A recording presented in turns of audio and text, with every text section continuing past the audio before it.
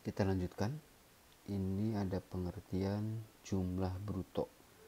Tadi slide sebelumnya PPh 23 itu 15% dari jumlah bruto. Lalu jumlah bruto itu apa? Ini ada definisinya, tapi kalau kita baca pasti pusing ini melihatnya. Saya simpulkan saja begini. Jumlah bruto adalah jumlah nilai transaksi yang menjadi objek PPh 23. Contoh, salah satu objek PPh 23 adalah sewa kendaraan. Ya. Saya punya perusahaan PTA, kemudian menyewa kendaraan kepada PTB. Nilai transaksinya 110 juta termasuk PPN. Ya. Saya ulangi, saya punya perusahaan PTA menyewa kendaraan kepada PTB. Nilai transaksinya 110 juta termasuk PPN. Ya. Kalau tanpa PPN berarti nilainya 100 juta. Maka jumlah bruto dalam transaksi tadi yang menjadi objek PPh 3 adalah 100 juta. Ya, jadi nilai transaksi sebelum PPN itu namanya jumlah bruto. Nah, jumlah bruto ini tidak termasuk, nah yang ini ada 4 poin, tidak termasuk 4 poin ini. Yang pertama, pembayaran gaji, upah, honorarium, tunjangan, dan lain-lain itu sebagai imbalan sehubungan dengan pekerjaan yang dibayarkan oleh penyedia tenaga kerja kepada tenaga kerja yang melakukan pekerjaan berdasarkan kontrak dengan pengguna jasa. Ini outsourcing berarti ya. Maksudnya begini, kalau saya punya perusahaan kemudian memakai pegawai outsourcing dari perusahaan lain, ya, saya akan bayar sesuai kontrak, misalnya untuk gaji karyawan outsourcing totalnya 20 juta. Untuk gajinya karyawan outsourcing 20 juta. Kemudian untuk jasa saya sebagai untuk jasa penyedianya misalnya 2 juta.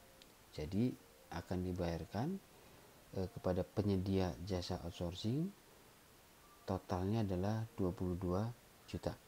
20 untuk gaji karyawan, yang 2 juta untuk jasa. Maka PPh 23 itu hanya atas jasanya. Ya. Jumlah brutonya memang 22, tetapi tidak termasuk tidak termasuk pembayaran gaji untuk kaitannya dengan outsourcing. Nanti ada di contoh berikutnya. Kedua, pembayaran atas pengadaan, pembelian barang atau material.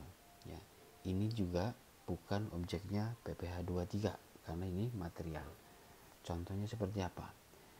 Kalau saya menyuruh pihak lain untuk melakukan perbaikan mesin misalnya, kemudian pihak lain tadi membeli barang untuk kepentingan perbaikan mesin tadi yang akan ditagihkan kepada saya, maka nanti yang menjadi objek PPh 23 hanya atas jasanya saja. Tagihan ke saya atas pembelian barang itu bukan objek PPh 23, tetapi ini harus dibuktikan dengan faktur pembelian. Yang ketiga, pembayaran kepada pihak kedua sebagai perantara untuk selanjutnya dibayarkan kepada pihak ketiga.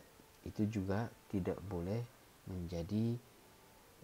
tidak boleh dipotong PPh 23. Nanti ada contohnya. Kemudian pembayaran penggantian biaya reimbursement, yaitu penggantian pembayaran sebesar jumlah yang nyata-nyata telah dibayarkan oleh pihak kedua kepada pihak ketiga. Itu harus dibuktikan juga dengan faktur dan tagihan atau bukti pembayaran. Ini juga ada contohnya nanti. Nah, kemudian kaitannya dengan jasa catering, ya, dan jasa yang telah dikenakan PPh final bersifat final untuk konstruksi ini agak berbeda. Untuk jasa catering dan jasa terkait konstruksi, nilai jumlah bruto adalah nilai keseluruhan tagihan. Jadi termasuk di dalamnya juga pembelian bahan makanan misalnya kalau untuk catering. Jadi kalau untuk catering itu PPh 23-nya atas seluruh tagihan.